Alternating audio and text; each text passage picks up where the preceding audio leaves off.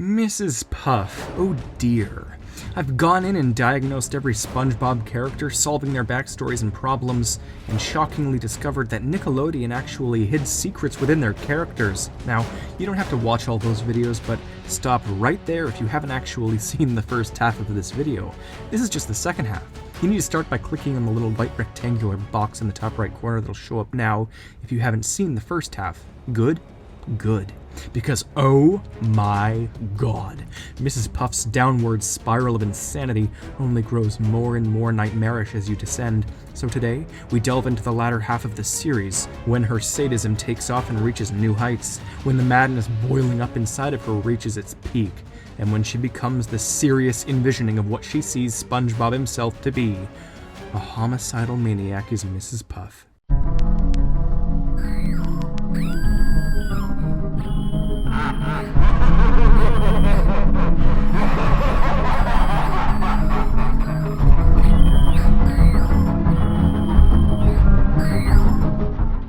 Hello, I'm the Theorizer, and what's the next episode on the chopping block? This one. SpongeBob is in the middle of driving and is told to relax, man, and SpongeBob literally states that Mrs. Puff hasn't taught him that yet. Either he's being too literal, or Mrs. Puff doesn't at all know how to help her students calm down, or at least not SpongeBob. Because knowingly or not, remember, she stresses him, which stresses herself. It's a never-ending loop of psychotic stress. Sometimes SpongeBob is normal, even good at driving. It's Mrs. Puff and the course that, again, scares him. This is her sentence, eternal hell. She cannot expel him and she doesn't want to be mean, for emotional and legal reasons. SpongeBob is a PTSD reminder of the worst things in her life. SpongeBob nearly gets 5 to 10 years in jail in this episode, but subverted when Mrs. Puff does. How much jail time is this now? Like, damn, fishy? But it's the Demolition Derby episode where her sadism, this madness built up, it finally takes off. This is the second most important episode of Mrs. Puff, following the surreal prison episode. She's been teaching a long time, but here, she goes nuts. She tries to abjectly kill SpongeBob and doesn't care about anyone and everyone in her way. She's been deflated. No more smooth relief of stress. It's all too much. SpongeBob has something akin to universally bottled luck, I swear. He cannot lose and is practically invulnerable. It's not that Mrs. Puff has bad luck, it's just that she can never overcome his extreme good luck while boating. SpongeBob is then chased across the course, and he completes a bunch of it without Mrs. Puff with him, see? Anyways, she reinflates, and her next major episode finally has her bypass her emotional boundaries. She stares SpongeBob down, right as he fails yet again, and she tells him he is simply unteachable. SpongeBob finally breaks down and cries in madness. She tells him to get out of her sight. You go, Puff. She finally openly admits that being too mean to SpongeBob would be harmful to her in the long run regarding her parole. There it is, confirmation. In this episode, we also see that she's under house arrest, or rather bound to the city. Now, this is about the only definite plot consistency the show ever offers. This is caused by the many times she has been imprisoned by SpongeBob's antics, not from her past life. Though I do suppose the legal system kind of built it all up. She finally grabs SpongeBob, and yes, she finally acknowledges that it's her course that causes his failures. She doesn't acknowledge herself, but at least the course is one step. She takes him out of the city and he drives, and here we go. The metaphysics of this show returns in full fashion here. SpongeBob is brainwashed by Mrs. Puff to only know how to drive on roads. Remember in season, I think, 3, when SpongeBob's brain deleted all of its files? Remember how I discussed that it was the main moment before he broke his sanity? Well, this situation is like a full-on reprise of that. Mrs. Puff does exactly what Squidward did to SpongeBob, and empties his brain to focus on only one thing. And SpongeBob has another trigger into his insanity. But in this episode, the only time he ever truly actually passes his test would be here. However, Mrs. Puff escaped the city limits, and the test was deemed invalid by the police. She now blames SpongeBob for every misfortune in her life, and the delusions push her over the precipice. Now, we're getting very far into the series, very recent, and I don't have access to all the episodes. I have transcripts and storyboard animations, so I know that Mrs. Puff gets more and more furious. In a recent episode, SpongeBob mentions yet another thing Mrs. Puff apparently hasn't directly taught him, to literally keep his eyes on the road. Like, literally. The torment persists. SpongeBob is used in more poor driving PSAs, and in the episode where Krabs and Plankton go to her school, she panics, runs out of the classroom, and calls her therapist. At least she's getting professional help, but as she walks back in, she confirms that she's taking mega-dose pills for something. Schizophrenia, PTSD, depression, something. God knows she needs help.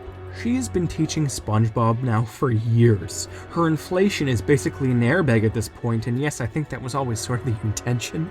But in this final episode, in the 11th season, Mrs. Puff goes out with Karen and Sandy and plans to prank SpongeBob.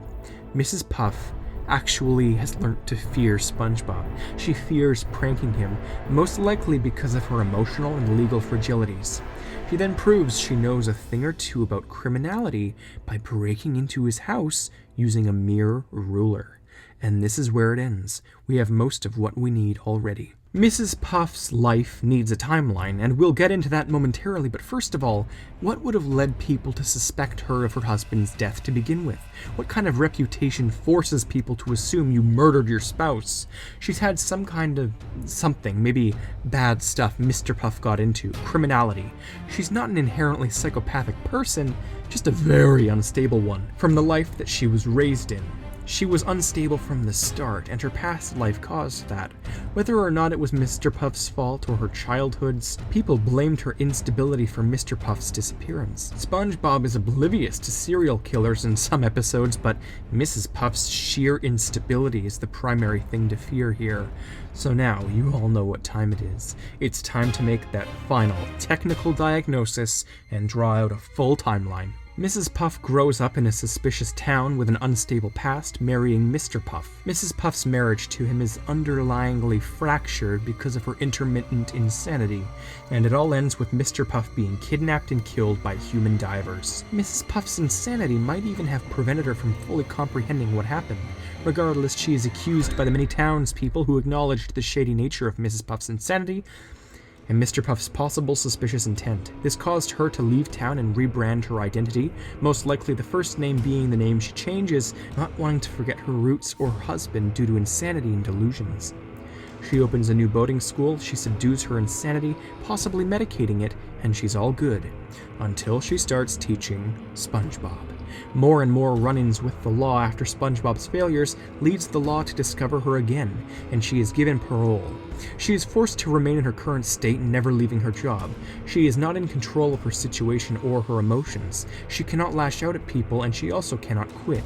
She doesn't have the authority to expel certain students, and her insanity rebuilds, allowing me to officially diagnose Mrs. Puff with the following. She has created an unknowingly homicidally maniacal self-reflection of the madness she fears. She is also riddled with PTSD, psychosis, paranoia, and intermittent certifiable insanity.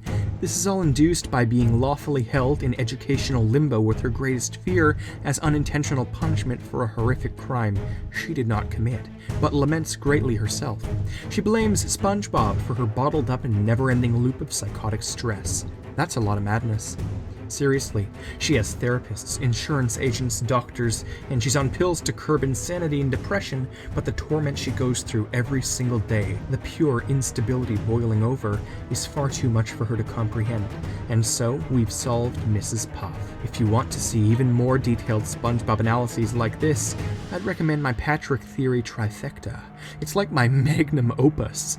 I also have a fairly good one on Squidward, and some on SpongeBob and Plankton, and soon I'll be making more. More on SpongeBob's insanity, more on Squidward's depression, and, as promised, 2019 will likely also have Mr. Krabs, Sandy Cheeks, and I don't know, maybe I could also theorize and solve the psyches of Mermaid Man and perhaps even Garen. So click the subscribe button below. YouTube will be more inclined to show you the videos when I make them. If you actually want to know when it's uploaded though, you'll need to click on the little bell button next to the subscription button. Selecting the all notifications as opposed to occasional will also force YouTube to notify you the second I upload the videos, so there you go. Until next time, I'm Mr. Puff.